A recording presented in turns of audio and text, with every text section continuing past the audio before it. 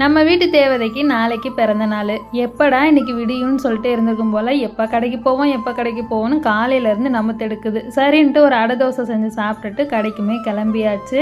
கடலைப்பருப்பு, துவரம்பருப்பு, பாசிப்பருப்பு, அரிசி எல்லாம் ஒரு கப் எடுத்துகிட்டு ஒரு ஸ்பூன் அளவுக்கு உளுந்து சேர்த்து நைட்டே ஊற வச்சு காலையில் சோம்பு, ஜீரகம், வெங்காயம், பெருங்காயத்தூள், மஞ்சள்தூள், வரமிளகாய் சேர்த்து அரைச்சி அடையாக சுட்டு எடுத்துட்டிங்கன்னா சூப்பரான ஹெல்த்தியான அடை தோசை சாப்பிட்டுட்டு அப்படியே கடைக்குமே கிளம்பியாச்சு. பாப்பாவுக்கு வேண்டதை பார்த்துக்கிட்டு இருந்துச்சு. இங்கே வந்ததுலேருந்து வீடு கூட்டுறதுக்கு சரியான விளக்கமாக இல்லைன்னு அதையும் தான் நாங்கள் பார்த்துக்கிட்டு இருந்தோம். கடைக்கு போயிட்டு வரோம் தாங்க நம்ம ஊரோட அருமை தெரியுது. இங்கே சம்மர் அதிகமாக இருக்கனால இந்த கத்தாழை ஜூஸ், அதுக்கப்புறம் இளநீலாம் இந்த மாதிரி பேக் பண்ணி விற்கிறாங்க. பயங்கர ரேட்டாக இருக்கும். இந்த பாருங்கள் கத்தாழைலாம் எப்படி பாட்டிலில் அடைச்சி விற்கிறாங்கன்னு.